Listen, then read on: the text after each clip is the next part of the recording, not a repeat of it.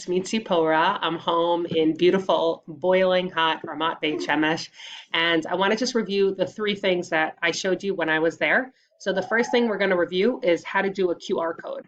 Okay, so right away, as you can see on my screen, I have a YouTube video out. It's actually a YouTube video about Yeshivat Amit Nachshon, so go ahead and watch that if you want. And so what I'm going to do is I'm going to copy the link. Control C, I'm going to copy it. Okay, then I'm going to search in Google for a QR code generator. Not a scanner, a generator. I'm going to click on the first one or the second one. And what I'm going to do is I'm going to enter my website. So I'm going to paste it right here. And then right away, as soon as I do it, I get a QR code right here. So what I can do is, if I want, I could use something called a snipping tool, which you find it here. It should be in your computer, snipping tool. And what I'm going to do is I had it open already, but I'm going to open it up. I'm going to press new.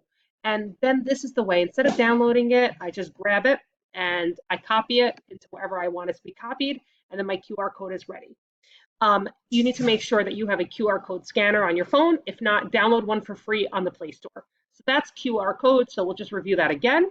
You go to the website you want to copy the link of. You copy the link. You go to QR code generator. You insert the link here, and a QR code will pop up for you. Obviously, you can customize it. You can download it as a JPEG.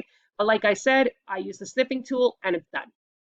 Next website we talked about Quizlet. Now, obviously, Quizlet is an amazing resource. Quizlet is an amazing resource for teachers to use to review flashcards, which is what I'm using here. I have the words in English. I have the words in Hebrew. It's also a different way to review topics. You can use it for fractions, math, science. Afrikaans is here as well. There's a lot of different uses for it. But the one that we were focused on when I was together was how to play the game live. So the way the game live works is you just click on the button live. I'll go back so you can see that in a second. Right here on your word list, you press live, and it will take you to another website. You create the game, and then the game is created for you.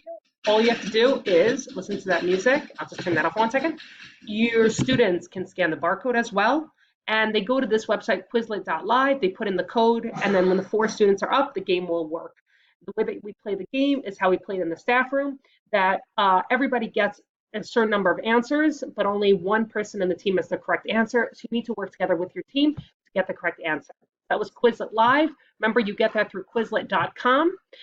You create your terms, or your students can do it for you, and they can play. Additionally, they can play on their phones. It works much better than on a computer. So that's Quizlet, and then we'll move on to number 3. Okay. The third thing that I showed you was something called Screencastomatic, which is exactly how I'm making this video right now. I'm using Screencastomatic. So I'm just going to show you an example of something I've done in the past for my students. I needed to explain to them the poem Casey at the Bat. So what I did was I filmed myself, and in the background I have the screen open for my students to understand what's happening in the poem. I was also able to show them a picture of a baseball field. Whenever I move my mouse, it shows up on here. So this is me explaining something. As you can see, 237 people watched my video, which is quite exciting for me. Okay, so I'm going to just turn that off, and I'm going to show you how to do it. So what you do is you go to a website called Screencastomatic.com, and you create an account for yourself. It's free. I believe it's free up to only a certain amount of videos, so you can just delete them. What you do is, at that point, is you launch the free recorder, which is over here. It's going to upload. I'm just moving this box over.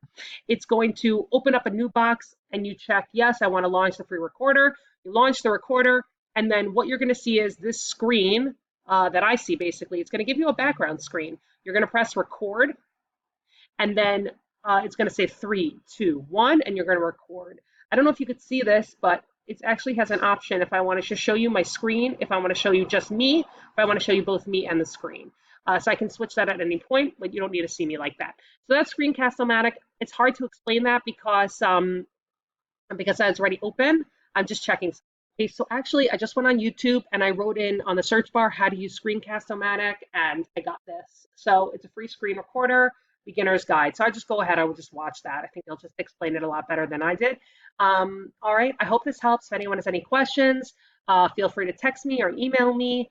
And looking forward to hearing from you. I hope this helps, and have a great continuation of your year. Bye.